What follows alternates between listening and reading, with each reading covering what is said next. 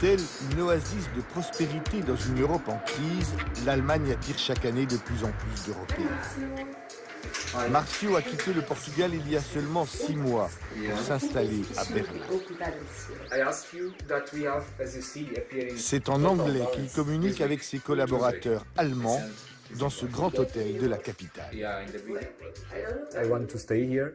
Je veux rester ici, parce que je dois changer ma vie, mes habitudes. Je ne suis pas venu à Berlin pour rester seulement 2 ans et rentrer au Portugal. C'est sûr, je veux vraiment m'installer ici. Et pour mieux s'intégrer, Marcio suit des cours d'allemand 2 à 3 heures par jour après son travail dans cette école. Bonsoir. Ich habe mit einem neuen Mitarbeiter gesprochen, weil wir haben in meiner Firma eine neue Position. Aujourd'hui, ils sont une quinzaine à apprendre l'allemand.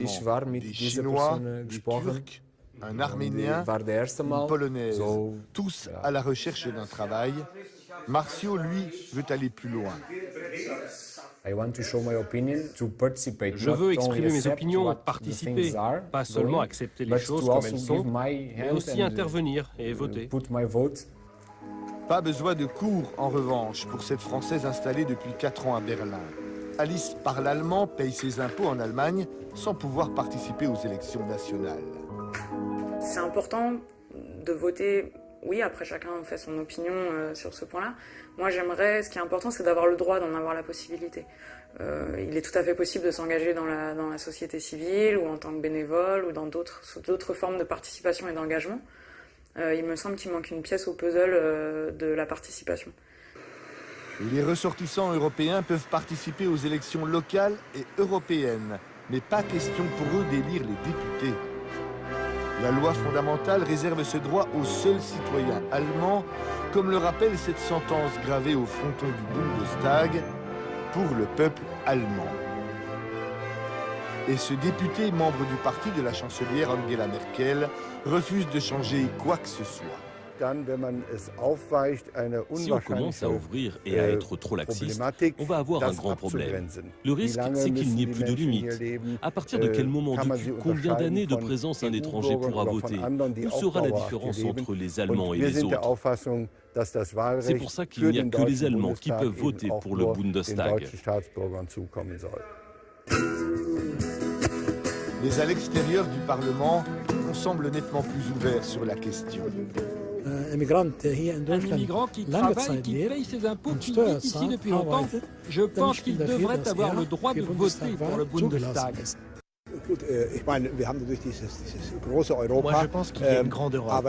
Et que si on a notre vie en Allemagne, on devrait pouvoir décider de ce qui se passe.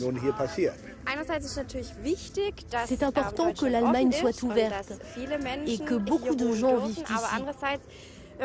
Mais en même temps, si tout le monde a le droit de voter, comment définir l'Allemagne? Alors, faut-il redéfinir la citoyenneté allemande? Certains à gauche y sont prêts, comme cette femme, membre du Parti social-démocrate venue aujourd'hui soutenir l'égalité de droits entre hommes et femmes. Devant la porte de Brandebourg, le symbole de l'unité allemande.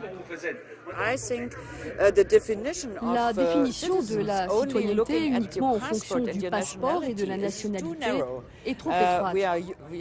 Nous sommes en train d'unifier l'Europe. Et je pense que les Européens, venant des différents États de l'Union, devraient avoir le droit de vote en Allemagne. C'est pourquoi il faut changer la Constitution. J'y suis favorable. Une constitution qui conduit parfois à des situations incohérentes. Lorraine et Marcus ont une petite fille de 4 mois. Lui est allemand, elle française. Lorraine vit depuis plusieurs années en Allemagne, mais continue de voter en France. Seul Marcus a le droit de participer aux élections au Bundestag. C'est vrai que moi je me sens maintenant capable de pouvoir voter. J'aurais bien aimé voter aux élections précédentes, mais j'ai pas encore la nationalité. Mais je pense qu'au tout début, quand je suis arrivée en Allemagne, j'aurais pas pu suivre vraiment les débats politiques. Souvent ensemble, avant les élections, on a des discussions politiques, mais c'est vrai qu'il y en a qu'un qui va aux urnes. Nous, on décide ensemble pour qui on vote. Parce que c'est ma voix qui compte, pas la sienne. On en discute beaucoup, mais on a plus ou moins les mêmes opinions politiques, c'est vrai. Oui.